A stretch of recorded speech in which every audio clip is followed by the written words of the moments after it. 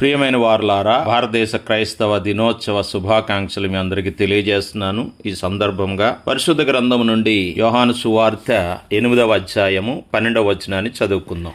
నేను లోకమునకు వెలుగును, నన్ను వెంబడించువాడు చీకటిలో నడువక జీవపు వెలుగు కలిగియుండును. ఈ వాక్యం యేసుక్రీస్తు చెప్పిన గొప్ప సందేశం. ఆయన నేను వెలుగు అని చెప్పలేదు, నేనే లోకమునకు వెలుగు అని చెప్పారు. అంటే నిజమైన వెలుగు, నిత్య జీవానికి దారి చూపే వెలుగు, పాప చీకటిని తొలగించే వెలుగు యేసుక్రీస్తు మాత్రమే. హల్లెలూయా. చీకటి అంటే ఏమిటి? బైబిల్లో చీకటి అనేది కేవలం రాత్రిని సూచించదు. అది పాపం, అజ్ఞానం, భయం, నిరాశ, దేవునికి దూరమైన జీవితాన్ని సూచిస్తుంది. యెషయా గ్రంథం 9వ అధ్యాయం 2వ వచనంలో చీకటిలో నడుచు జనులు గొప్ప వెలుగును చూచిరి అని రాయబడింది. ప్రపంచంలో విద్య పెరిగింది, విజ్ఞానం పెరిగింది, కానీ మానవ హృదయంలోని చీకటిని తొలగించేది యేసుక్రీస్తు ఒక్కరు మాత్రమే.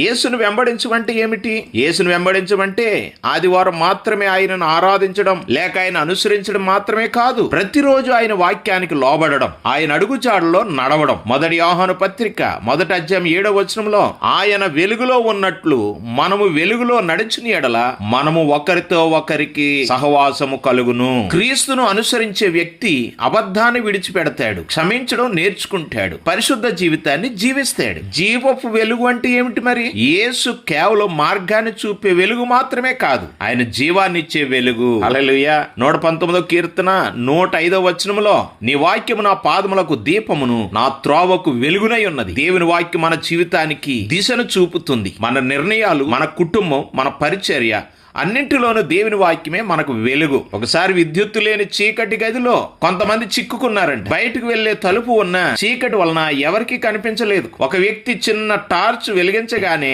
అందరూ సురక్షితంగా బయటకు వచ్చారు. అదే విధంగా ఈ లోకంలో పాపం అనే చీకటిలో మనిషి దారి తప్పిపోయాడు. యేసుక్రీస్తు లోకానికి వచ్చి నేనే లోకమునకు వెలుగును అని ప్రకటించి మనకు రక్షణ మార్గాన్ని చూపించారు. నా ప్రియ సహోదర సహోదరి, సాంప్రదాయం ప్రకారం అపోస్తులైన తోమా భారతదేశానికి వచ్చి క్రీస్తు సువార్తను ప్రకటించాడని క్రైస్తవులు విశ్వసిస్తారు. ఆయన చీకటిని గురించి మాట్లాడలేదు, వెలుగును తీసుకొచ్చాడు. అలాగే మనము కూడా మన కుటుంబంలో, సంఘములో, సమాజంలో క్రీస్తు వెలుగును ప్రతిబింబింప చేయాలి. మత్తయి సువార్త 5వ అధ్యాయం 14 నుండి 16 వచనాల వరకు మీరు లోకమునకు వెలుగై ఉన్నారు, మీ వెలుగు మనుషుల ఎదుట ప్రకాశించినట్లు ఉండనీయుడి అని అన్నట్లుగా మనం వెలుగు సృష్టించలేము, కానీ క్రీస్తు వెలుగును ప్రతిబింబింప చేయగలము.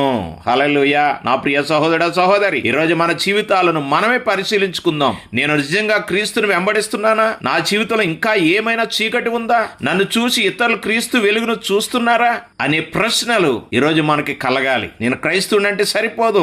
మన దేశానికి ప్రేమతో, మన క్రైస్తవ జీవితంలో తోమా లాంటి వ్యక్తులు, అలాగే మదర్ తెరెసా ఇలాంటి వారు మన దేశానికి వచ్చి నిరుపేదలకు, అనాథులకు సేవ చేశారు. మన జీవితం క్రీస్తు ప్రేమను ప్రతిరోజు ప్రతిబింబింప చేయాలి. యేసుక్రీస్తు ఈ రోజు కూడా మనల్ని పిలుస్తున్నాడు. నన్ను వెంబడించి వాడు చీకట్లో నడువాడు, జీవపు వెలుగును కలిగి ఉండును అంటున్నాడు. కాబట్టి మనం క్రీస్తును అనుసరిద్దాం, ఆయన వెలుగులో నడుద్దాం. మన కుటుంబాలను, మన సంఘాలను, మన భారతదేశానికి క్రీస్తు వెలుగును తీసుకువెళ్లే సాక్షులుగా జీవిద్దాం. ప్రభు కృప ఈ రోజున తోడైండి నడిపించునుగాక.